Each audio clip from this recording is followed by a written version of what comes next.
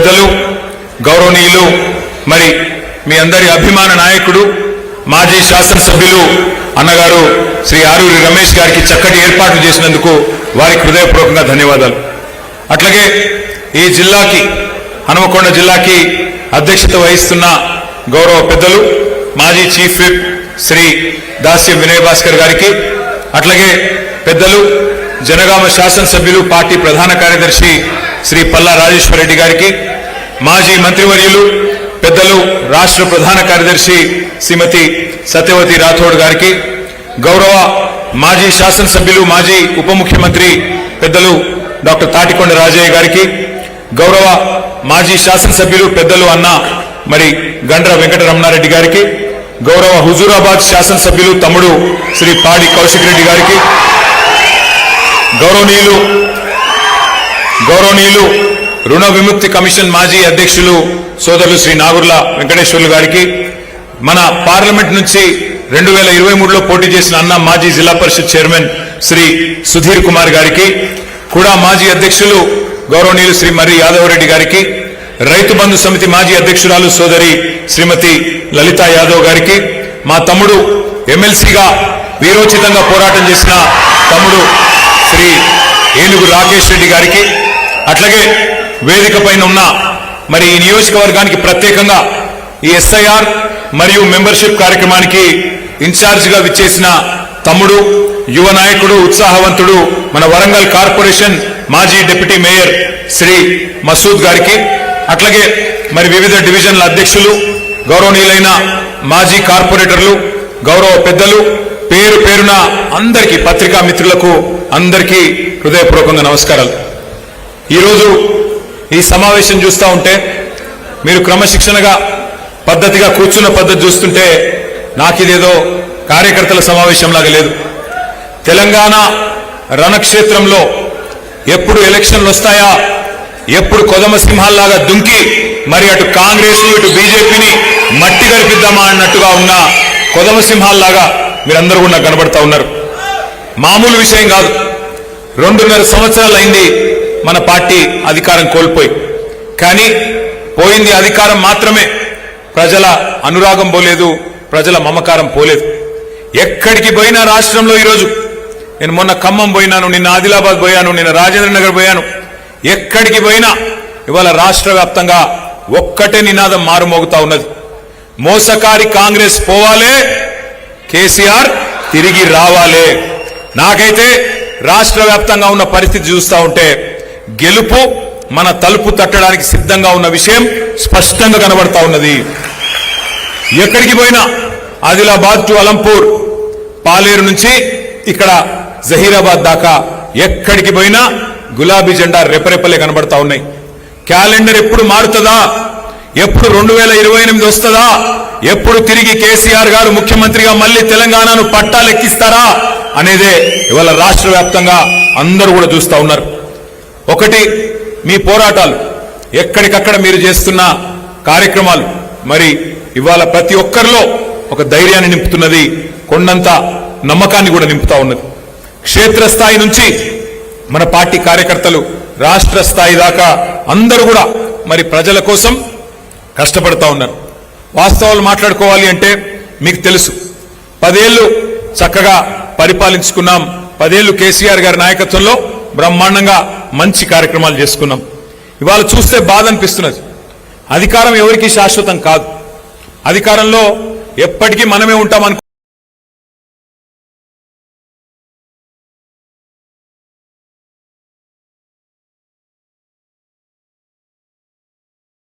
కూడా అత్యాశ అవుతుంది, దురాశ అవుతుంది. ఎప్పుడో ఒకప్పుడు ఎవరమైనా జరిగిపోవాల్సిందే. భూమి మీదకి వచ్చిన తర్వాత ఇక్కడికి వెళ్ళి ఎప్పుడో ఒకప్పుడు పోతాం. అట్లాంటిది అధికారం మనదే శాశ్వతం, ఇదేదో మనకు మాత్రమే గుత్త సొత్తు అనుకుంటే అది కరెక్ట్ కాదు. కానీ బాధ ఎక్కడ అనిపిస్తున్నది అంటే, సరే మనం ఓడిపోయినాం, ఇంకెవరో వచ్చినారు. కానీ వచ్చిన వాళ్ళు మనకంటే తెలంగాణని మరింత మెరుగ్గా చేస్తారేమో అనే విశ్వాసంతో ప్రజలు వారికి అవకాశం ఇచ్చినారు. మనకంటే బాగా ప్రజలకేమన్నా మేలు చేస్తారేమో అనే ఒక అవకాశం వారికి ఇచ్చినారు. కానీ వాళ్ళు చూస్తుంటే ఏ నియోజకవర్గం పోయినా, ఏ జిల్లా పోయినా, రాష్ట్రంలో ఏ మారుమూల పల్లెకి పోయినా ఒకటే ఆవేదన, ఒకటే ఆక్రందన కనబడుతున్నది. 10 ఏళ్లు తెలంగాణ భారతదేశానికే ఒక దీపస్తంభం లాగా, ఒక టార్చ్ బేరర్ లాగా నిలబడ్డది. కానీ ఇవాళ ఒక దశ దిశ లేకుండా పోయింది కాంగ్రెస్ పరిపాలనలో. నిజంగా చెప్పాలంటే దేశమంతా వదిలించుకున్నది ఈ కాంగ్రెస్ అనే దరిద్రాన్ని. దేశం మొత్తం వదిలించుకున్నది, వద్దు నాయనా వీళ్ళని చెప్పి. కానీ మన రాష్ట్రంలో దురదృష్టవశాత్తు 10 ఏళ్ల మన పరిపాలన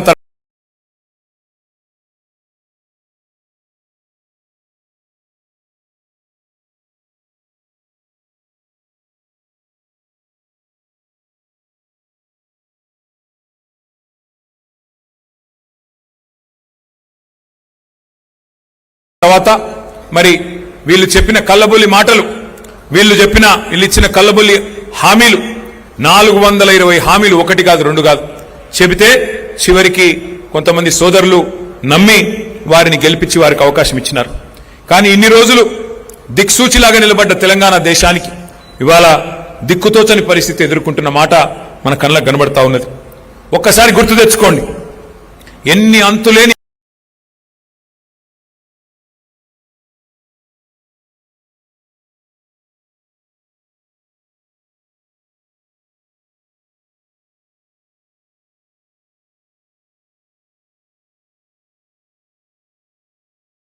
అబద్ధాలు, ఎన్ని అడ్డగోలు హామీలు, ఇవన్నీ కూడా ఇవాళ తెలంగాణ పాలిట ఉరితాళ్ళైన పరిస్థితి మనకు కనబడతా ఉన్నది. 3 నెలల్లోనే 6 గ్యారంటీలు అమలైతాయి అన్నారు. 6 గ్యారంటీలకు మాది గ్యారంటీ అన్నారు ఢిల్లీ నుంచి వచ్చిన పెద్దలు. గ్యారంటీ కార్డు ఇంటింటికి పంచిపెట్టినారు. బాండ్ పేపర్లు రాసిచ్చిండ్రు. బాండ్ పేపర్ మీద, స్టాంప్ పేపర్ మీద రాసిస్తున్నాం మాది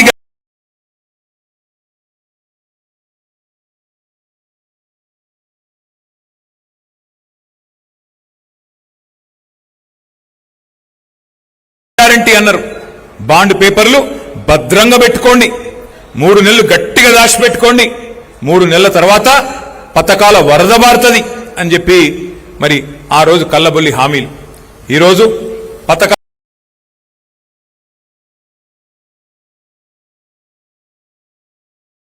వరద లేదు, బూతుల బురద మాత్రమే ఉన్నది. రేవంత్ రెడ్డి గారు నోరు తెరిస్తే బూతుల బురద తప్ప ఏమీ లేదు. ముఖ్యమంత్రి గారిని అడుగుతా ఉన్నాం గత 2.5 సంవత్సరాలుగా, అయ్యా మరి ఇవాళ మీరు ముఖ్యమంత్రి అయినారు, ఉన్నతమైన పదవిలో కూర్చున్నారు, ఆ రోజు మాటలు ఇచ్చినారు, గ్యారంటీ కార్డులు అన్నారు, 6 గ్యారంటీలు అన్నారు, 4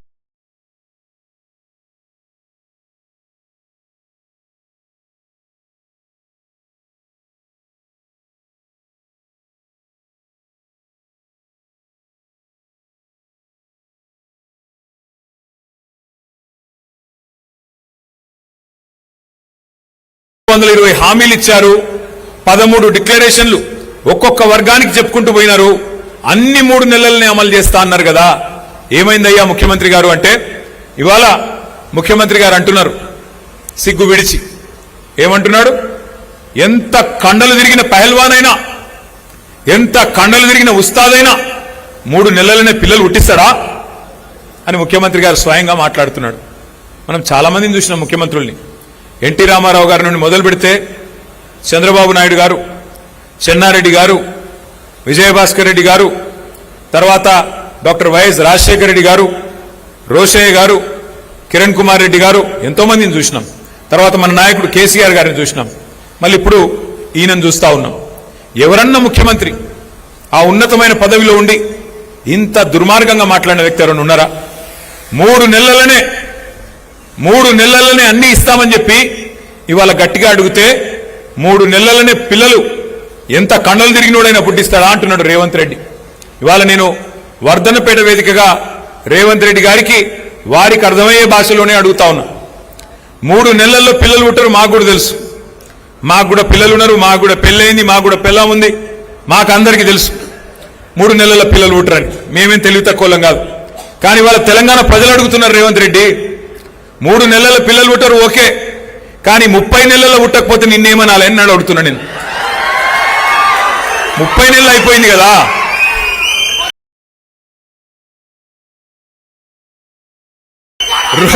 2.5 ఏళ్ళు అయిపోయింది కదా. ఇప్పుడు ఎసొంటి రోజులు ఇవి. ఆ మధ్యన ఒక సినిమా వచ్చింది, అర్జున్ రెడ్డి అని సూపర్ హిట్ సినిమా. ఇప్పుడు ఈ సినిమా వచ్చింది రేవంత్ రెడ్డి అని అటర్ ఫ్లాప్ సినిమా. ఇవాళ రేపు మన పిల్లగాళ్ళు ట్రైలర్ చూస్తేనే చెప్పేస్తున్నారు సినిమా హిట్ ఆఫ్ అట్టా. మరి ఈ సినిమానేమో ఇంటర్వెల్ దాకా అయిపోయింది రేవంత్ రెడ్డి అనే సినిమా. ఏమున్నది ఈ సినిమాలో? బూతుల మోతలు, ఎగవేతలు, కూల్చివేతలు. ఏం చేసినావు 2.5 ఏళ్ళు? ఏమీ లేదు. గట్టిగా అడిగినావు అనుకో, ఏమైనా రైతు బంధు ఏది? రేవంత్ రెడ్డి గారు నువ్వు నరికితివి కదా, నవంబర్లో తీసుకుంటే 10,000, డిసెంబర్లో తీసుకుంటే 15,000 అంటివి. ఏమాయా రేవంత్ రెడ్డి గారు అంటే నీ లాగుల తొండలిడిచి పెడతా. ఏమైనా అత్తకు 4,000, కోడలకు 2,500 అంటివి. మరి రాష్ట్ర వ్యాప్తంగా 1,67,00,000 మంది ఆడబిడ్డలు ఎదురు చూస్తున్నారు. ఎప్పుడు ఇస్తావా స్వామి 2,500 అంటే నీ గుడ్లు వీకి గోటీలాడతా. ఎందుకయ్యా ఈ చాతగాని పరిపాలన? మా తమ్ముళ్ళు, మా చెల్లెళ్ళు మొదటి సంవత్సరంలోనే 2 లక్షల ఉద్యోగాలు ఇస్తా అంటివి కదా, మరి ఒక్క ఉద్యోగం కనబడతలేదు. ఎక్కడ పోయింది మీ రాహుల్ గాంధీ అంటే నీ పేగులు తీసి మెడలేసుకుంటా అంటాడు. బూతులు మాట్లాడు తప్ప, పచ్చి అబద్ధాలు చెప్పడం తప్ప ఈ 2.5 ఏళ్లలో ఏం జరిగింది, ఏం ఒరిగింది అంటే ఒక్కసారి మీరు ఆలోచన చేయండి. మనం ఎన్నికలకు ముందే చెప్పినాం, ఢిల్లీ వాళ్ళ చేతుల్లోకి పాలన పెడితే మనం మన స్వతంత్రాన్ని వదులుకొని ఢిల్లీకి సామంతులుగా ఉంటే నష్టపోయేది తెలంగాణ అని మొదటి నుండి చెప్తా ఉన్నాం. ఈ 2 ఢిల్లీ పార్టీలు ఎన్నటికైనా వాళ్ళు స్వతంత్రులు కాదు, ఢిల్లీకి సామంతులు. అందుకే సామంతులకు అధికారం ఇస్తే ఢిల్లీకి గులాంగిరి చేస్తారు తప్ప తెలంగాణ ప్రజల చుట్టూ తిరగరని చెప్పినాం. అన్నట్టుగానే ఈ రోజు మీరు చూడండి, ముఖ్యమంత్రి గారు ముచ్చటగా 30 నెలలు దాటింది ముఖ్యమంత్రి అయి. ఏందయ్యా సాధించిందంటే ఎక్కే విమానం, దిగే విమానం.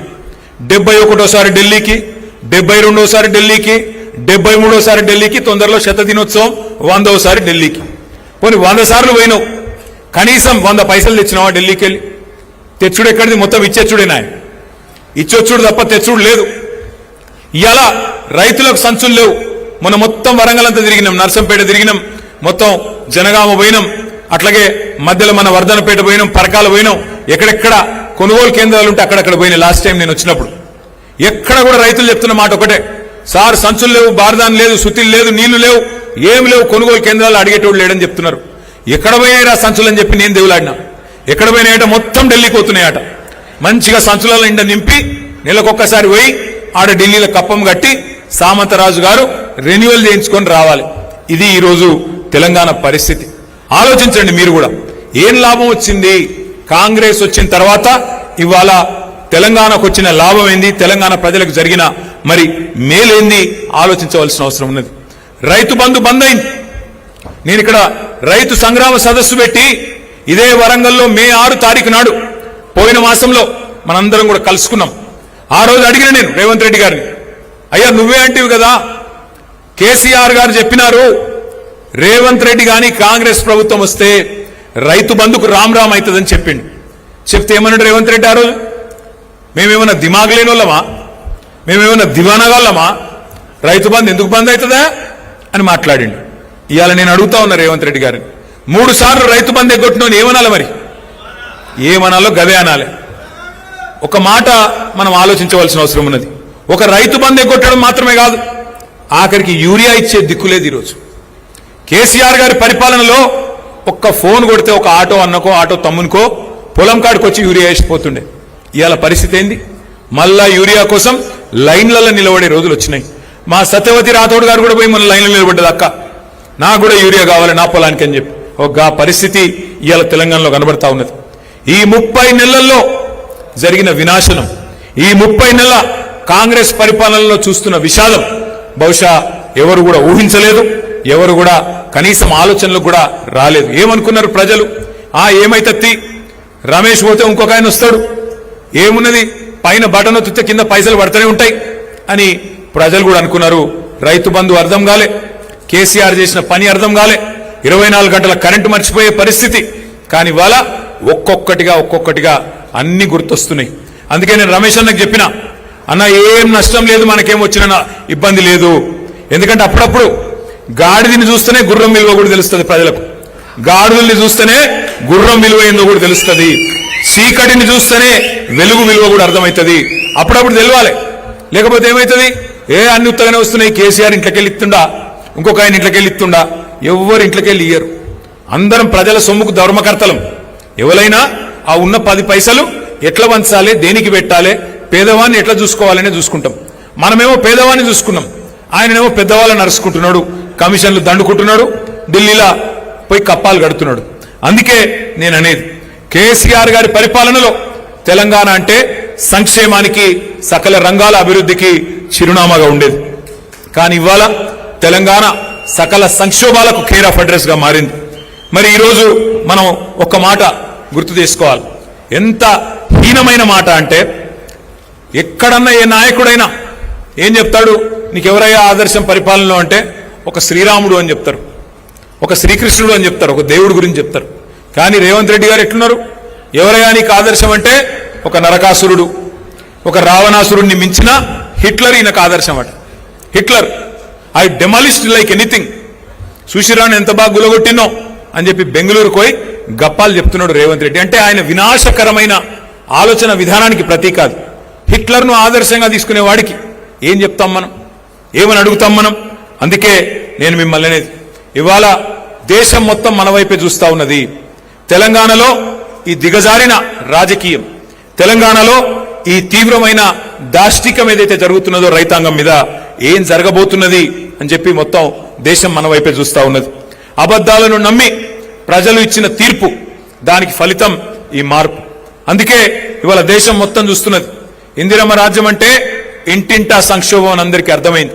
మరి మనందరి మనసులో నిండా ఉంది, మళ్ళా కేసీఆర్ సార్ రావాలి, మళ్ళా వర్ధనపేటలో గులాబీ జెండా ఎగరాలి, మళ్ళా ఆరూరు రమేష్ గారు మళ్ళా మీ నాయకత్వంలో మీ అందరి అభిమానంతో తప్పకుండా తిరిగి ఎమ్మెల్యే కావాలి అనే కోరిక మీ అందరికి ఉన్నది.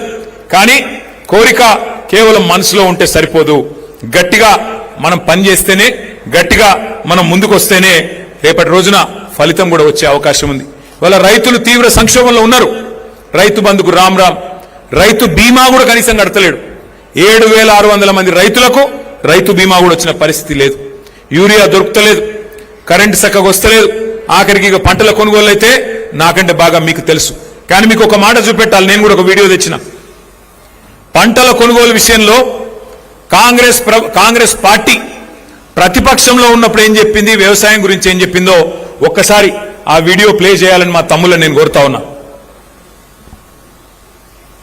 నేను అడుగుతున్నా, నరేంద్ర మోడీ ఒట్లు కొనేది ఉంటే నువ్వేమన్నా బ్రోకర్ గారివి, దళారీ పని చేస్తావా? రాష్ట్ర ప్రభుత్వం దగ్గర డబ్బులు లేవా? 2.5 లక్షల కోట్ల రూపాయల బడ్జెట్ ఉన్నప్పుడు రైతుల దగ్గర కొనాల్సింది నువ్వు. ఇక్కడున్న పేదలు, ఇక్కడున్న రైతులు, ఇక్కడున్న యువకులు, ఇక్కడున్న మహిళలు, ఇక్కడున్న దళితులు, గిరిజనులు, బలహీన వర్గాల బిడ్డలు నీకు ఓటేసి నిన్ను ముఖ్యమంత్రిని చేస్తే నువ్వు కొనకుండా మోడీ కొనాలి, బోడిగాడు కొనాలి అని మోకాలకు బోడిగుండుకు లింకు పెట్టి మాట్లాడుతుండే రాష్ట్ర ముఖ్యమంత్రి. నువ్వు ఒట్లు కొననప్పుడు నీకు గద్దె మీద ఉండే అధికారం లేదు కేసీఆర్. నేను ఈ వేదిక మీద నుంచి మా పెద్దల అనుమతితో చెప్తున్నా, 10,000 కోట్ల రూపాయలు మాకి, మా కాంగ్రెస్ పార్టీ చివరి గింజ వరకు వరి ధాన్యం కొంటుంది, విదేశాలకు ఎగుమతి చేసి రైతులకు గిట్టుబాటు ధర, మంచి ధర 1960 రూపాయలే కాదు 500 రూపాయల అదనపు బోనస్.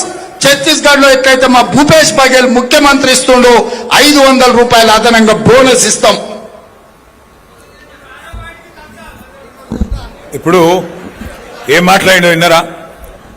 ముఖ్యమంత్రిని పట్టుకొని ఆ రోజు కేసీఆర్ గారిని పట్టుకొని బ్రోకర్ అన్నాడు. నువ్వేమన్నా బ్రోకర్వా? మోడీ కొంటేనే నువ్వు కొంటవా? 2.5 లక్షల కోట్ల బడ్జెట్ ఉంది, ఎందుకు కొనో వడ్లు అన్నాడు. కొన్నాడా మరి మొన్న వడ్లు? కొన్నాడా? కొనలేదా? మక్కలు కొన్నాడా? ఎన్ని రోజులు ఎదురు చూపులు? 60 రోజులు. నిన్నగాక మొన్న క్యాబినెట్లో నిర్ణయం తీసుకున్నాడు. ఏం నిర్ణయం తీసుకున్నాడు? మోడీ ఎంత కొనమంటే గంతే కొంటా, మోడీ నాకు ఎంత కోటా ఇస్తే గంతే కోటా. ఇప్పుడే తెలియదు మీకు, వచ్చే సీజన్లో తెలుస్తుంది. ఇప్పుడు తెలియదు మనకు, వచ్చే సీజన్లో రైతులకు అర్థమవుతుంది రేవంత్ రెడ్డి గారు తీసుకున్న నిర్ణయం. ఇవాళ ఆయన మాట్లాడిన మాటలు మీరు విన్నారు. 10,000 కోట్ల రూపాయలు ఇస్తే చివరి గింజ దాకా మేమే కొంటాం. ప్రతి పంటకు బోనస్ ఇస్తాం. పత్తికి బోనస్, శనగలకు బోనస్, కందులకు బోనస్, జొన్నలకు బోనస్, వడ్లకు బోనస్, మక్కలకు బోనస్, అన్నిటికీ 500 రూపాయల బోనస్ ఇస్తాం. అట్లాగే వడ్లల్లో కూడా ఆ రోజు చెప్పలే, దొడ్డు వడ్లకి ఇస్తా అన్నాడు, సన్న వడ్లకి ఇస్తా అన్నాడు. కానీ ఇవాళ పరిస్థితి ఏంది?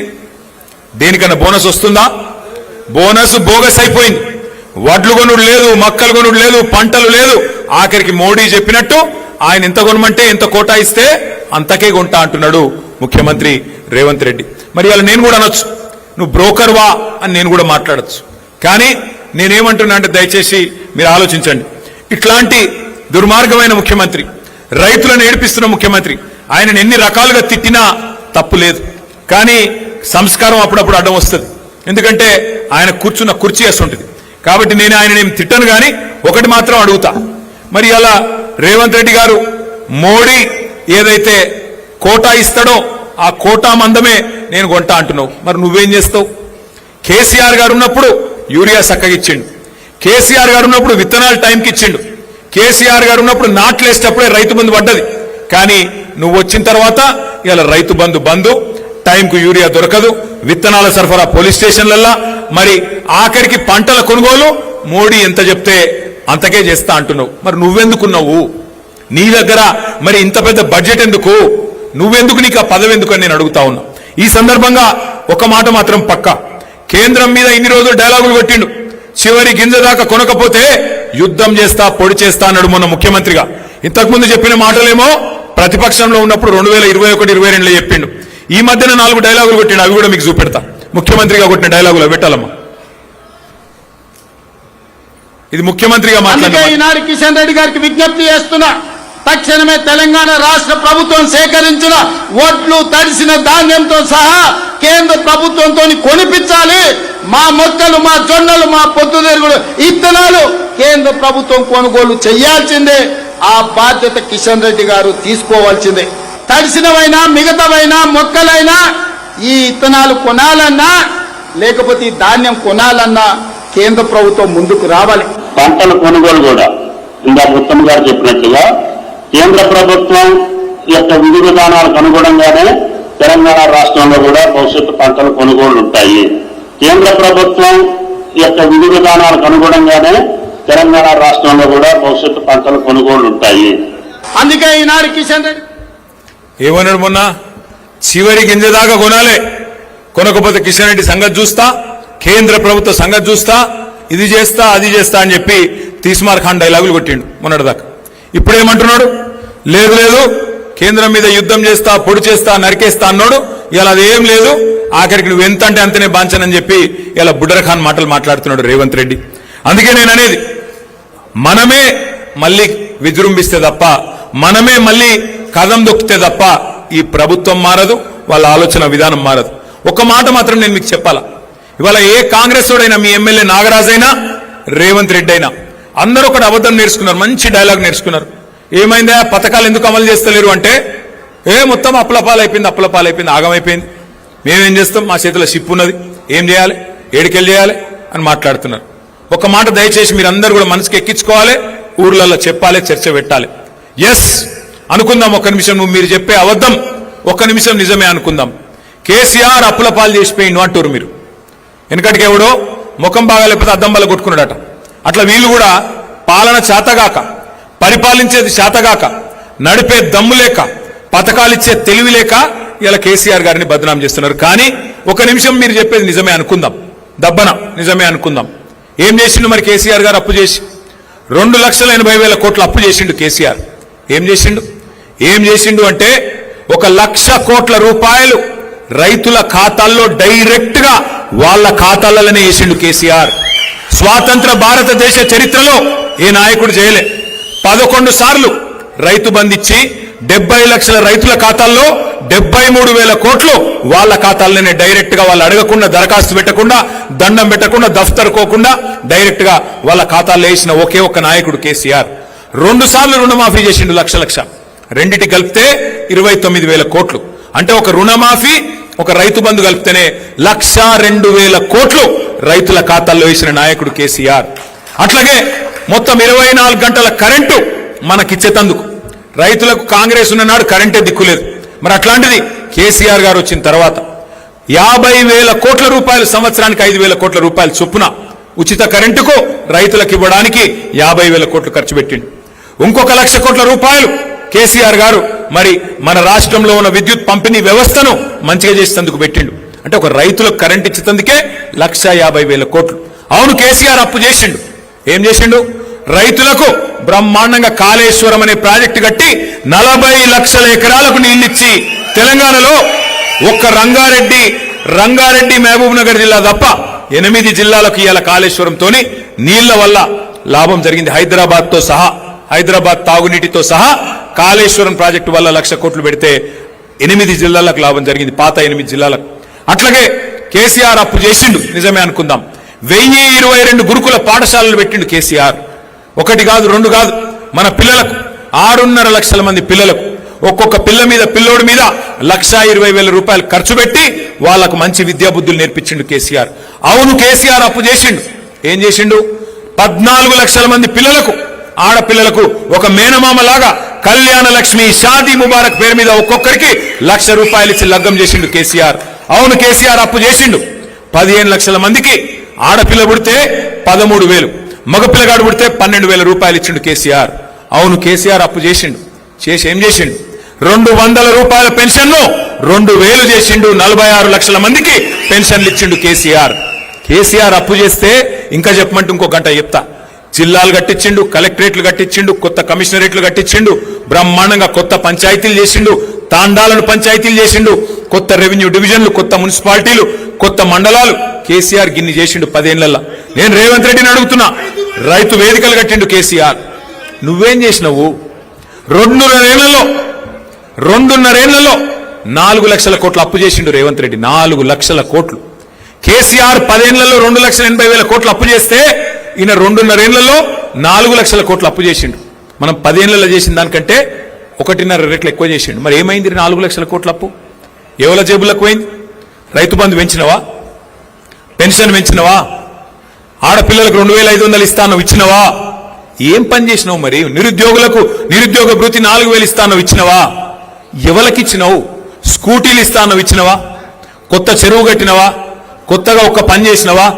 ఎక్కడ పోయినాయి 4 లక్షల కోట్ల అప్పు? మరి ఇక యాడికి పోతున్నాయో గాడికే పోతున్నాయి. అందుకే నేను అనేది, ఇవాళ ధాన్యం కొనవు, యూరియా ఇయ్యవు, రైతు బంధు ఇయ్యవు, ఉద్యోగాలు ఇయ్యవు, పెన్షన్లు పెంచవు, 6 గ్యారంటీలు అమలు చేయవు, 13 డిక్లరేషన్లు పక్కకు పెట్టినావు. కేసీఆర్ దళిత బంధు అంటే దళిత బంధు కాదు, అంబేద్కర్ అభయహస్తం ఇస్తా. కేసీఆర్ 10 లక్షలు ఇస్తే నేను 12 లక్షలు ఇస్తా అంటివి. ఒక్క మనిషికి 12 పైసలు ఇచ్చినవా ఈ రాష్ట్రంలో? దళిత బంధును పొందబెట్టినావు, అంబేద్కర్ అభయహస్తం అన్నావు, ఇచ్చినవా? బీసీలకు సంవత్సరానికి 20,000 కోట్లు ఇస్తా అన్నావు, బీసీ సప్లాన్ పెడతా అన్నావు, 5 ఏళ్లలో 1,00,000 కోట్లు ఇస్తాను, బీసీలకు ఇచ్చినవా? ఎవరికి ఇచ్చినవు?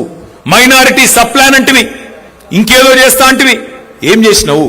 ఈ మాట అడిగితే రేవంత్ రెడ్డి గారికి తెలిసిన విద్య ఒకటే, కేసులు పెట్టాలి, ఇబ్బంది పెట్టాలి, కేసీఆర్ ను బదనాం చేయాలి, ఏదో ఒకటి చేసి మొత్తానికైతే ఆగమాగం చేయాలి.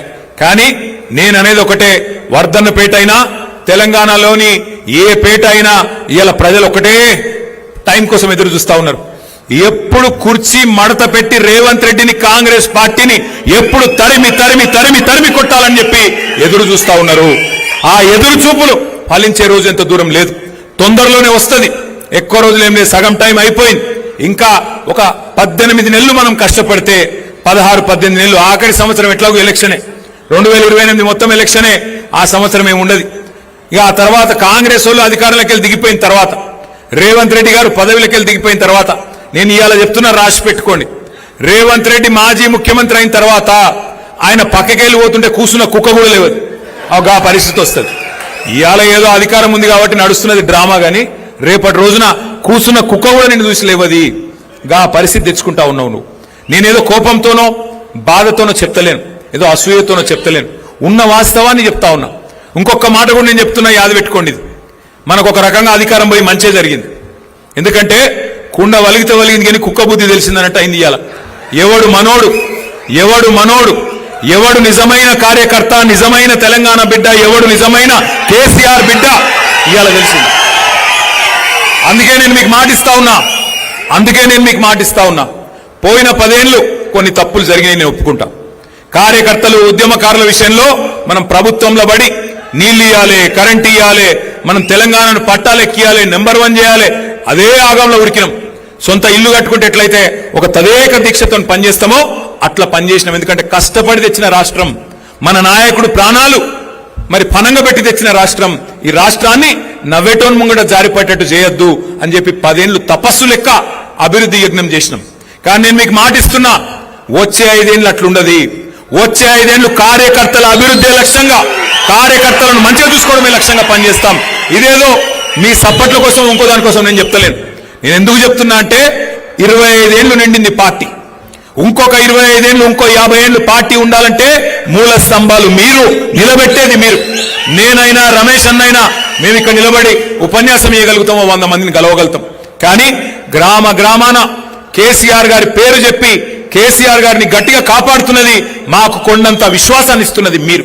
కాబట్టి వచ్చే 5 ఏళ్లు నేను మళ్ళా చెప్తా ఉన్నా, వచ్చే 5 ఏళ్లు ఏది మర్చిపోం.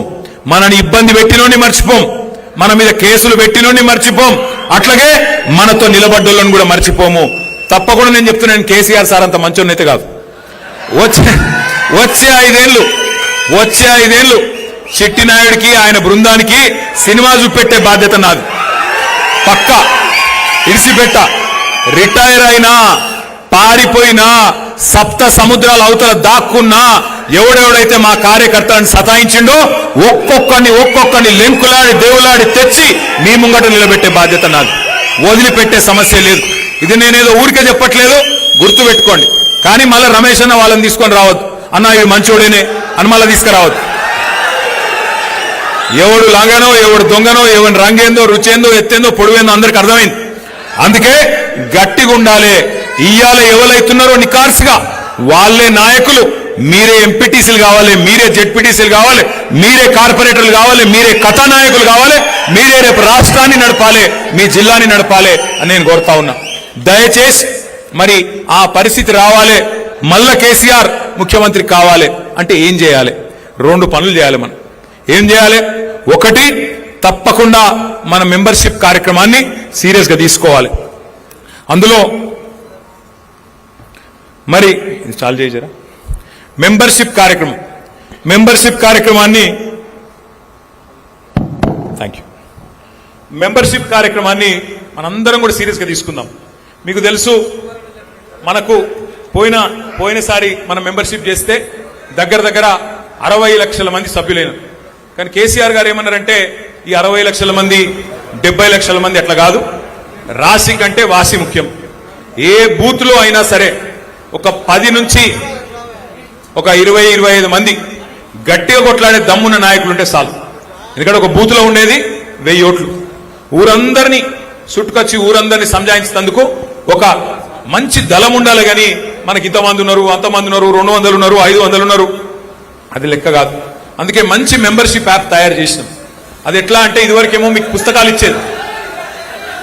అరే ఏమనుకు రే పాపం పెద్ద మనిషి ఏమనుకు కూసో. అయితే ఇదివరకు మీకు మెంబర్షిప్ పుస్తకాలు ఇచ్చేది. ఆ పుస్తకాలలో ఏముండేది? పేరు, తండ్రి పేరు, అడ్రస్సు, ఓటర్ ఐడి నెంబరు అని చెప్పి మీ అందరికీ ఆ కాగితాలు ఇస్తే, పుస్తకాలు ఇస్తే మీరు నింపుకొని వచ్చేది, సభ్యత్వ రుసుము కట్టేది, మళ్ళీ పార్టీ ఆఫీస్కి ఇచ్చేది. కాకపోతే చాలాసార్లు ఏమవుతుందో నాకెరికే మీకెరికే, మీ నాయకులు గ్రామ స్థాయిలో నాయకులు ఉంటారు, మీరు మీ ఇంట్లో కూర్చొని రాస్తూనే ఉంటారు. రే వాడు మనోడేనారా, మనోడే, రాయి అని చెప్పి ఎక్కడోళ్ళు అక్కడ రాసుకున్నాడు తప్ప ఇల్లులు తిరిగి చేయరు. అందుకే ఈసారి ఏం చేసినామంటే, మనం ఇవాళ రేపు సినిమా టికెట్లు ఫోన్లోనే కొంటున్నాం, ట్యాక్సీలు ఫోన్లోనే, తిండి ఫోన్లోనే కొడుతున్నాం, అన్ని ఫోన్లోనే నడుస్తుంది. ఇవాళ రేపు టీవీలు చూసుడు తగ్గింది, పేపర్లు చదువుడు తగ్గింది. ఏమనంటే ఫోన్ పట్టుకున్నాడు ఇట్లా ఇదే నడుస్తున్నది ఇవాళ రేపు. అందుకే మరి ఇలా పిల్లలు కూడా బాగా తేజున్నారు, మన యువకులు, మన కార్యకర్తలు. అందుకే ఏమనుకున్నామంటే ఈసారి మన మెంబర్షిప్ కూడా, మన సభ్యత్వ నమోదు కూడా డిజిటల్ పద్ధతిలో మంచిగా కొత్త తరహాలో చేయాలి అని ఆలోచన చేసింది. అంటే ఏంటిది డిజిటల్ పద్ధతి అంటే? ఏం లేదు, మెంబర్షిప్ ఒక యాప్ ఉంటుంది. మీకు ప్రతి బూత్ లో మీకు ఒక 2 పిల్లలకి, చాకు లాంటి పిల్లలకు ట్రైనింగ్ ఇస్తాం, పార్టీ ట్రైనింగ్ ఇస్తుంది. ట్రైనింగ్ లో కూడా పెద్ద అందులో ఏం ఆగమయ్యేది ఏం లేదు. ఉదాహరణకు చెప్తున్నా నేను, వర్ధనపేట నియోజకవర్గంలో బూత్ నంబర్ 50, ఆ 50వ బూత్ లో 2 బూత్ లెవెల్ ఏజెంట్లు ఉన్నారు. ఆ 2 బూత్ లెవెల్ ఏజెంట్లు ఎవరైతున్నారో వాళ్లకు మెంబర్షిప్ యాప్ లో ఆ బూత్ లోని ఓటర్ల పేర్లు మాత్రమే కనబడతాయి. వేరే పక్క బూత్ కనబడది, యువతల బూత్ కనబడదు, 51 కనబడది, 49 కనబడదు. మీ బూత్ లో ఉండే కార్యకర్తల పేర్లు మాత్రం, మీ బూత్ లో ఉండే ఓటర్ల పేర్లు మాత్రమే మీకు కనబడతాయి. మీరు ఇంటింటికి పోవాలి. పోయినాక ఉదాహరణకు అక్కడ ఒక ఆయన రమేష్ అని ఉన్నాడు. మీరు ఏం లేదు, ఆ యాప్లో రమేష్ అని కొడితే ఆ మీ బూత్లో ఉండే రమేష్ల పేర్లు అన్నీ వస్తాయి. అందులో అసలు రమేష్ ఎవరు, మీరు చూస్తున్న రమేష్ ఎవరో, ఆరూరి రమేషా లేకపోతే ఇంకో రమేష, జోరిక రమేషా చూసుకోవాలి. అది ఒత్తాలి. ఒత్తినాక ఆయన పేరు, తండ్రి పేరు, అడ్రస్సు, ఓటర్ ఐడి అన్నీ వచ్చేస్తాయి ఆటోమేటిక్గా. మీరు మళ్ళీ టైప్ చేసే అవసరం లేదు, ఆటోమేటిక్గా యాప్లోకి ఎక్కుతుంది. మీరు రెండే పనులు చేయాలి. ఒకటి, వెంటనే ఆయన ఫోన్ నంబర్ తీసుకోవాలి. ఫోన్ నంబర్ కూడా వెంటనే ఆయన ఎంటర్ చేయాలి. ఎంటర్ చేస్తే ఓటీపీ వస్తుంది. ఓటీపీ అంటే ఎరికే కదా, ఎరికేనా కాదా? 1 టైం పాస్వర్డ్. ఎందుకు అది కూడా? ఎవరైనా గిట్లనే తప్పుడు నెంబర్లు ఇస్తే అని, కరెక్ట్ నెంబర్ ఇచ్చిరేలా చూసుకున్నందుకు ఓటీపీ వస్తుంది. ఆ ఓటీపీ కొట్టంగానే ఆ ఫామ్ సేవ్ అవుతుంది. ఇంకోటి ఫోటో కొట్టాలి. ఫోటో వెంటనే అదే యాప్లో ఫోటో తీసుకోవాలి. ఫోటో అందులోనే ఉంటుంది. ఫోటో ఎందుకు? మీకు రేపు ఈ మెంబర్షిప్ తర్వాత ప్రతి ఒక్కరికి ఒక బ్రహ్మాండమైన కార్డు, డిజిటల్ కార్డు, మంచి కార్డు ఈరోజు ఇది చేసుకున్నాం కదా, ఇటువంటి కార్డు మీ అందరికీ ఇవ్వడం జరుగుతుంది. ఇది ఎందుకు? రేపు మనం అధికారంలోకి వచ్చిన తర్వాత ఈ కార్డు ఇట్లా మీరు కీసలు పెట్టుకొని ఏ ఆఫీస్కి పోయినా వాళ్ళు సల్యూట్ కొట్టి మీకు పని చేయాలి, మంచిగా గౌరవం ఇవ్వాలి, తప్పకుండా రేపు మంచిగా చూసుకోవాలనే ఉద్దేశంతో ఆ కార్డు. అట్లే ఇంకొక పని కూడా చేస్తున్నాం. ఇప్పుడు నేను చెప్పేది డేంజర్ ముచ్చట. చాలా మంది ఏం చేస్తారు, ఆడికాడికి ఎక్కడో అక్కడనే ఆయనతో నింపేస్తారు, అక్కడనే కూర్చొని నింపుతారు. ఈ యాప్లో ఏం పెట్టినామంటే ఈసారి మీరు ఎక్కడ ఉన్నారో తెలుసుకునే తందుకు ఒక బటన్ కూడా పెట్టినాం. ఆ బటన్ ఒత్తితే జీపీఎస్ అంటే తెలుసు కదా, లాటిట్యూడ్, లాంగిట్యూడ్, నువ్వు రమేష్ ఇంటి ముంగట్టున్నావా, నీ ఇంట్లో ఉన్నావా, అది కూడా తెలిసిపోతుంది. ఇక తప్పించుకునే అవకాశం లేదు. నీ ఇంట్లో కూర్చొని నువ్వు మొత్తం సపడే కన్నా మొత్తం రాసినవా, లేకపోతే నిజంగానే కరెక్ట్గా చేసినవా, ఇది కూడా తెలిసిపోతుంది. కాబట్టి మెంబర్షిప్ యాప్ ఏదైతున్నదో ఇది తొందరలోనే బూత్కి 2 చొప్పున మీకు ట్రైనింగ్ చేయడం జరుగుతుంది. దయచేసి మరి వర్ధన్నపేటలో గతంలో మీరు 1,00,000 ఓట్ల మెజారిటీతో గెలిచిన నియోజకవర్గం వర్ధన్నపేట, 99,000 చిల్లర ఓట్లతో గెలిచిన నియోజకవర్గం. మెంబర్షిప్ లో కూడా 282 బూత్లలో నంబర్ 1 గా వర్ధన్నపేట నిలబడాలి. మరి దానికి బాధ్యత మీరే తీసుకోవాలని చెప్పి నేను మిమ్మల్ని అందరినీ కోరుతా ఉన్నాను. రమేష్ అన్న కంటే ఎక్కువ బాధ్యత మీదే. ఇంకొకటి, ఇక రెండో కార్యక్రమం, ఒకటి యూత్కే ఇస్తాం. తమ యూత్ కాకపోతే ఫోన్ ఎవరికి నడిపిస్తుందిరా, మీకే నడిపిస్తుంది. రెండవది ఎస్ఐఆర్ అనే కార్యక్రమం చాలా అవుతుంది. ఎస్ఐఆర్, ఈ ఎస్ఐఆర్ గురించి దయచేసి ఒక 5 నిమిషాలు జాగ్రత్తగా వినాలి. ఒక చిన్న ప్రజెంటేషన్ కార్యక్రమం ఉన్నది. ఈ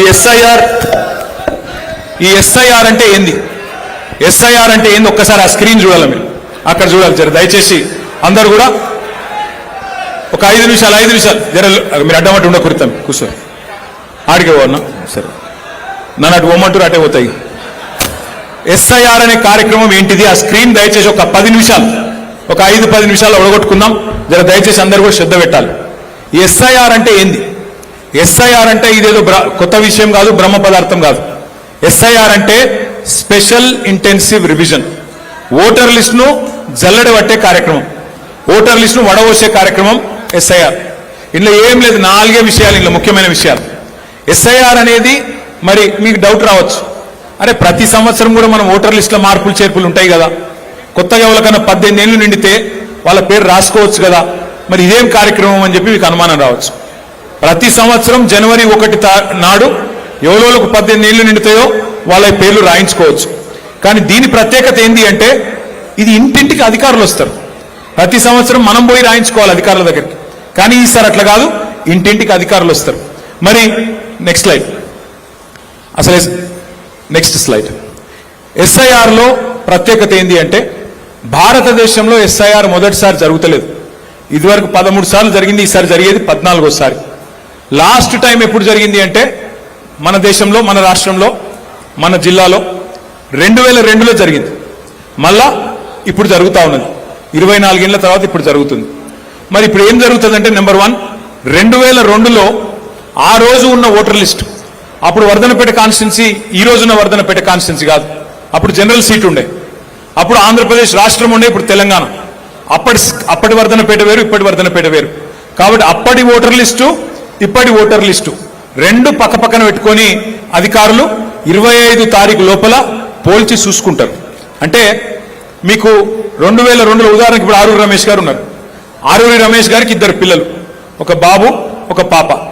2002లో ఆరూరి రమేష్ అన్న ఆయన భార్య పేరు మాత్రమే, తల్లిదండ్రి పేరు మాత్రమే ఓటర్ లిస్టులో ఉన్నది. కానీ 2025 ఓటర్ లిస్ట్, మొన్న లేటెస్ట్ ఓటర్ లిస్ట్ చూస్తే అందులో విశాల్ పేరున్నది, బిడ్డ పేరు కూడా ఉన్నది. ఇప్పుడు మరి అధికారులు ఏం చేయాలి? ఈ విశాలు అన్న బిడ్డ పేరేంది మర్చిపోయాను, అక్షిత విశాల్ వాళ్ళిద్దరు కూడా ఆరూరి రమేష్ గారి పిల్లలు అని చెప్పి లింక్ చేయాలి, ఫ్యామిలీ మ్యాపింగ్ చేయాలి. 2002లో లేదు, ఇప్పుడు ఉన్నది 25లో, కాబట్టి రెండు లింక్ చేయాలి. లింక్ చేయాలంటే ఏం చేయాలి? ఒక ఫారం నింపాలి, ఒక ఎన్యూమరేషన్ ఫారం అని ఉంటుంది, ఆ ఫామ్ నింపాలి. ఇది వాళ్ళ ఇంటింటికి వచ్చినప్పుడు ఇది మామూలుగానే చేసే కార్యక్రమం. మెయిన్ పని గదొకటే, ఫ్యామిలీ మ్యాపింగ్ చేయాలి. అట్లాగే ఎవరన్నా 18 ఏళ్ళు నిండితే వాళ్ళ పేరు యాడ్ చేపియాలి, అలా చేర్పించాలి. చచ్చిపోయిన వాళ్ళు ఎవరైనా ఉంటే వాళ్ళ పేర్లు డిలీట్ చేపియాలి. అట్లాగే మరి ఎవరన్నా మీ ఇంటికి కొత్త కోడలు వచ్చిందనుకో, వేరే ఊరికి వెళ్ళి వేరే నియోజకవర్గంకి వెళ్ళి మీకు మీ కొడుకు పెళ్లి చేసుకున్నాడు, కోడలు వచ్చింది, ఆ కోడల పేరు ఇక్కడ రాపియాలి, అక్కడ తీపియాలి వాళ్ళ సొంతూరులో. అట్లాగే మీ బిడ్డ ఇక్కడికి వెళ్ళి ఇంకొక ఆడికి పోయిందనుకో, ఈడ తీపియాలి, ఆడ రాపియాలి. గంతే, చేరికలు తీసివేతలు, ఇంత తప్ప ఇలా పెద్దది ఏం లేదు. కానీ నెక్స్ట్ స్లైడ్. అయితే ఇక్కడ ముఖ్యమైన మాట ఏంటంటే ఇది ఒకటి చూసుకోండి. జూన్ 25 అంటే ఈ నెల 25వ తారీఖు నుంచి 2-3 రోజులల్లా ఇంటింటికి ఆఫీసర్లు వస్తారు. ఆఫీసర్లు అంటే వాళ్ళెవలో విదేశాలకు వెళ్ళి రారు, మీ దగ్గర ఉండే అంగన్వాడీ టీచర్లే బూత్ లెవెల్ ఆఫీసర్. ఇప్పుడు మీరందరూ బూత్ లెవెల్ ఏజెంట్లు ఇక్కడ ఉన్నారా? సార్ చేయలేవట్టు, మీ అందరికి బ్యాగులు ఇచ్చిర్రా? ఆ బ్యాగ్ ఒకసారి చూపెట్టు, బ్యాగులు ఏమైనా ఉత్తనే ఇచ్చిండా, పైసలు ఏమైనా పెట్టిండా రమేష్ అన్న? జర మంచిగా పట్టుకోరు, మంచిగా ఉన్నాయి బ్యాగులు, బాగున్నాయి. అయితే ఈ బ్యాగులలో పుస్తకాలు ఉన్నాయి, ఆ పుస్తకాలు చూసిరా లేదా?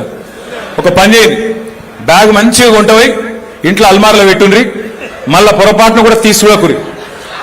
అంతే కదా, నాకు తెలుసు మీరు తీసుకుపోయి లోపల వాడేస్తారు, ఇట్లా మళ్ళీ తీసేది లేదు, చూసేది లేదు. జర దండం పెడతా తీసి చదువుంది, అలా చాలా ముఖ్యమైన మాటలు ఉన్నాయి. ఇక ఈ డేట్లు చూసుకోండి. డేట్లు ఏమిటి అంటే జూన్ 25 నుంచి జూలై 24 దాకా నెల రోజులు ఇంటింటికి అధికారులు వస్తారు. ఇంటింటికి అంటే ఇప్పుడు మీరు బూత్ లెవెల్ ఏజెంట్లు ఉన్నారు, బూత్ లెవెల్ ఆఫీసర్లు ఉన్నారు. ఒక బూత్ లో ఉండేదే 1000 ఓట్లు. 1000 ఓట్లు అంటే 300 నుంచి 350 ఇండ్లు. నెల రోజులలో 350 ఇండ్లు తిరగాలి. అంటే రోజుకి ఎన్ని ఇండ్లు? 10 నుంచి 12, అంతకంటే ఎక్కువ కాదు. రోజుకు 10-12 ఇండ్లు తిరగాలంటే ఎంతసేపు అవుతుంది? 2 గంటలు అవుతుంది. ఆ 2 గంటల కంటే ఎక్కువేం కాదు. అయితే అనుమానం ఎక్కడొస్తుంది అందరికంటే, ఎందుకు సీరియస్ గా తీసుకోవాలంటే ఈ మధ్యలో మీరు పశ్చిమ బెంగాల్ చూడండి, అక్కడ ఉన్న ప్రభుత్వం పోయింది, 95 లక్షల ఓట్లు తీసేసింది, వాళ్ళు ఓడిపోయింది 42 లక్షల ఓట్లతో ఓడిపోయింది. బీహార్లో 65 లక్షల ఓట్లు తీసేసింది, అక్కడ లాలూ ప్రసాద్ యాదవ్ గారి పార్టీ ఓడిపోయింది. గట్లనే ఏమన్నా లంగతనం ఉంటుందా? అట్లనే ఏమన్నా మళ్ళీ కింద మీద చేసే ఆలోచన ఏమన్నా ఉంటుందా? అందుకే మనం పక్కా కమిట్మెంట్ తో కరెక్ట్ గా తిరిగితే మనకు ఆ డేంజర్ ఉండద్దు. మళ్ళా కేసీఆర్ గారు ముఖ్యమంత్రి కావాలంటే ఈ ఎక్సర్సైజ్ కొద్దిగా మంచిగా చూసుకోవాలి, మళ్ళా మన ఓట్లు ఎక్కడ కూడా పోకుండా చూసుకోవాలన్న ఉద్దేశంతోనే ఈ శిక్షణ కార్యక్రమం ఈరోజు పెట్టుకుంటా ఉన్నాం. నెల రోజులు తిరిగినాక 31 జూలై రోజు లిస్టు వాళ్ళు ఎలక్షన్ కమిషన్ వాళ్ళు బూత్ వైజ్ పెడతారు. మీకేమైనా అనుమానం ఉందనుకో, అరే గిన పేరు తప్పు పడ్డది, ఇగో ఈ చచ్చిపోయిన ఓటు ఇట్లే ఉంది, లేదా ఇగో ఈ అమ్మాయి పేరు మీద అబ్బాయి ఫోటో పడ్డది అని ఉంటే ఒక నెల రోజులు టైం ఉంటుంది. మొత్తం ఆగస్టు నెలంతా మనం అబ్జెక్షన్ ఫైల్ చేయొచ్చు. ఫామ్ 6, ఫామ్ 7, ఫామ్ 8 ఈ 3 రకాల ఫామ్స్ ఉంటాయి. చేరికలు తీసివేతలకు సంబంధించి ఏమైనా అడ్రస్ కింద మారితే దానికి సంబంధించి ఆ ఫామ్ నింపాలి, వాళ్ళకి అధికారికి ఇచ్చేయాలి. నెల రోజులు మనకు అభ్యంతరాలు ఏమైనా ఉంటే, అబ్జెక్షన్స్ ఏమైనా ఉంటే నెల రోజులు టైం మనకు ఆగస్టు మొత్తం ఉంటుంది. వాళ్ళు మన అభ్యంతరాలు తీసుకొని వాళ్ళు ఒక నెల రోజులు తీసుకుంటారు. సెప్టెంబర్ నెల మొత్తం మన అభ్యంతరాల మీద వాళ్ళు పరిష్కారం చేయాలి. చేసినాక ఆఖరికి అక్టోబర్ 1 నాడు final list voter list October 1కి పబ్లిష్ అవుతుంది. రేపు జరగబోయే వరంగల్ కార్పొరేషన్ ఎన్నికల్లో ఇదే ఓటర్ లిస్టు, రేపు జరగబోయే ఎంపీటీసీ ఓటర్ లిస్టులో ఎన్నికల్లో ఇదే ఓటర్ లిస్టు, రేపు జరగబోయే జిల్లా పరిషత్ ఎన్నికల్లో ఇదే ఓటర్ లిస్టు, రేపు జరగబోయే ఎమ్మెల్యే ఓటర్ ఎలక్షన్లో కూడా ఇదే ఓటర్ లిస్టు. ఇది వరకు అక్కడక్కడ డిఫరెన్స్ ఉంటుండే, ఇప్పుడు అట్లా కాదు, ఒకటే ఓటర్ లిస్ట్ ఉంటుంది, అదే అన్ని ఎలక్షన్లకు ఉంటుంది. కాబట్టే ఈ కార్యక్రమాన్ని మనం సీరియస్ గా తీసుకోవాలని నా ప్రార్థన. నెక్స్ట్ 282 బూతులు ఉన్నాయి మనకి. ఈ 282 బూతుల్లో మనం ఒక్కొక్కరు చొప్పున బూత్ లెవెల్ ఏజెంట్ను అపాయింట్మెంట్ చేసుకున్నాం. మీరు ఏం చేయాలి అంటే ఆ బూత్ లెవెల్ ఆఫీసర్ వెంబడ మీరు పోవాలి, ఇంటింటికి పోవాలి, చూసుకోవాలి ఆ ఫామ్ నింపినరా లేదా, ఏమైనా తప్పులు కొడుతుండ్రా, ఏమైనా మనోళ్ళ ఓట్లు ఏమైనా తీసేస్తుండ్రా, 18 ఏళ్ళు నిండిన వాళ్ళు అందరికి వచ్చినాయా లేవా, ఇవన్నీ జాగ్రత్తగా చూసుకోవాలి. ఏమన్నా డూప్లికేట్ ఓట్లు ఉన్నాయా దాని గురించి కూడా నేను ఒక విషయం చెప్తాను. నెక్స్ట్, ఇందులో ఏం లేదు, పెద్ద కన్ఫ్యూజ్ అయ్యేది ఏం లేదు. ఇది ఒక్కటే మెయిన్, ప్రతి పోలింగ్ బూత్ లో మనం సమన్వయం చేసుకోవాలి అధికారులతో. ఎందుకంటే తర్వాత చేతులు కాలినాక ఆకులు పట్టుకుంటే లాభం లేదు. అప్పుడప్పుడు ఏమవుతుంది, ఎలక్షన్ వచ్చినాక ఇస్తాం మనం, అరే ఈయన ఓటు ఉండే పోయింది అంటాం. అదేదో ఇప్పుడే చూసుకున్నాం అనుకో, మంచిగా బ్రహ్మాండంగా మనకు పని చేసుకుంటే అయిపోతుంది. ఒక ఆంగ్లంలో ఒక మంచి సామెత ఉంది. ఏం సామెత అంటే, the more you sweat in peace the less you bleed in war. The more you sweat in peace the less you bleed in war. అంటే ఏంటంటే, ఏ యుద్ధము లేనప్పుడు సైనికుడు ఎంత చెమట వడుపుతే యుద్ధంలో అంత తక్కువ రక్తం గారుతుంది. ముందు నువ్వు సరిగ్గా పని చేసుకొని నీ అస్త్రాలు శస్త్రాలు అన్ని చక్కగా పెట్టుకుంటే యుద్ధం అల్కగా అవుతుంది అనేది దాని ఉద్దేశం. అందుకే మనం ఈ టైంలో దీన్ని సీరియస్గా తీసుకుంటే మంచిది. నెక్స్ట్, కొత్త ఓట్లు ఎట్లా రాయించాలి? ఈ 13 సర్టిఫికెట్లు ఏది ఇచ్చినా సరే, ఏ డాక్యుమెంట్ ఇచ్చినా ఓటు రాయాలి. ఇదంతా మీకు ఇచ్చిన డాక్యుమెంట్లో ఉంది, మీకు ఇచ్చిన బుక్లో ఉంది. బర్త్ సర్టిఫికెట్ ఉన్నా నడుస్తుంది, క్యాష్ సర్టిఫికెట్ ఉన్నా నడుస్తుంది. ఏదున్నా కొత్త ఓటు రాయించే అధికారం మీకున్నది, మీకు తెలుసు. నెక్స్ట్, అయితే ఇక్కడ ఒక ఇంపార్టెంట్ పాయింట్ ఇది ఒక్కటి చూడండి జాగ్రత్తగా. చాలాసార్లు ఏముంటుంది, ఇప్పుడు వర్ధనపేటలో పల్లెటూరులో ఒక ఓటు ఉంటుంది, మళ్ళీ హన్మకొండలో ఇంకో ఓటు ఉంటుంది. చాలా మందికి ఉంటాయి అట్లా. కొంతమందికి మీ వర్ధనపేట కాన్స్టిట్యున్సీ పరిధిలో హసన్పర్తిలో ఒక ఓటు ఉంటుంది, హన్మకొండలో ఇంకో ఓటు ఉంటుంది. 2 నియోజకవర్గాల్లో ఓటు ఉంటాయి. కొంతమందికి హైదరాబాద్లో 3వ ఓటు కూడా ఉంటుంది. ఒక ఎగ్జాంపుల్ చూడండి మీరు, మన జూబ్లీ హిల్స్ ఎలక్షన్ అయింది.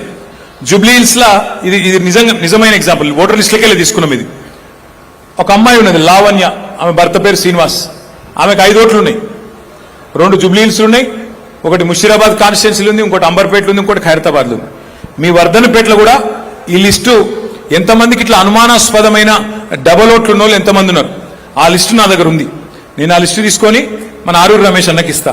రమేష్ అన్న ఏం చేస్తాడు, బూత్ల వారీగా మీకు పంచుతాడు. మీరేం చేయాలి చెప్తా అది కూడా. నెక్స్ట్, మీకు 2 ఇచ్చినాం ఇప్పుడు ఆ బ్యాగులో. ఒకటి హ్యాండ్ బుక్ ఇచ్చినాం. హ్యాండ్ బుక్లో ఇప్పుడు నేను చెప్పిన వివరాలన్నీ ఉన్నాయి. 2వది వర్క్ బుక్. నెక్స్ట్, ఇది హ్యాండ్ బుక్. నెక్స్ట్, ఇది వర్క్ బుక్. వర్క్ బుక్ అంటే ఏంది, మీ బూత్ పరిధిలో ఉన్న 1000 ఓట్లు. ఆ 1000 ఓట్లు వాటిలో అనుమానాస్పద ఓట్లు కూడా మీకు ఇస్తాం. అంటే అనుమానాస్పదం అంటే దబ్బన డబల్ ఓట్ ఏమైనా ఉందా చూసుకోండి అని. అది చూసుకోవాలి మీరు. చూసుకొని ఎక్కడైనా మ్యాపింగ్ అయిందా కాలేదా. ఇప్పుడు ఆరూరు రమేష్కి 2 పిల్లలు అని చెప్పినా కదా, అక్షిత విశాల్, వాళ్ళిద్దరు పేర్లు వాళ్ళ నాయనకు వాళ్ళ అమ్మకు లింక్ అయినాయా లేవా చూసుకోవాలి. లింక్ కాకపోతే ఎన్యూమరేషన్ ఫామ్ నింపినరా లేదా ఆ వర్క్ బుక్లో చెక్ పెట్టుకోవాలి. అంటే రోజుకు 10-12 ఇండ్లే మీరు తిరిగేది, అంతకంటే ఎక్కువ తిరిగేది లేదు, ఆగమయ్యేది లేదు. నెల రోజుల మీద మొత్తం 300 ఇండ్లు కవర్ చేయాలి. నెల రోజులలో 300 ఇండ్లు, రోజుకు 10 ఇండ్లు.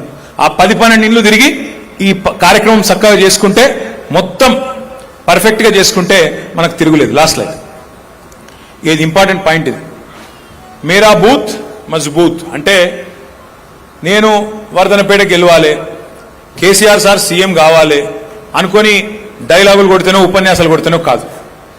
ఎవరి బూత్లో వాళ్ళు 282 బూతులలో ఎవరి బూత్లో వాళ్ళు మీరు గట్టిగా తీర్మానం చేసుకొని, అరే నేను గట్టిగా నా బూత్లో నేను మెజారిటీ తెస్తా, పక్క బూతులు ఏమైంది, పక్క ఊర్లో ఏమైంది, అక్కడ పట్టణంలో ఏమైంది నాకు అనవసరం. నా బూత్ వరకు నాకున్న 1000 ఓట్లల్లో నేను నా పార్టీకి ఖచ్చితంగా 501 ఓట్లు తెస్తా, 50% తెస్తా అని మీరు గట్టిగా అనుకుంటే.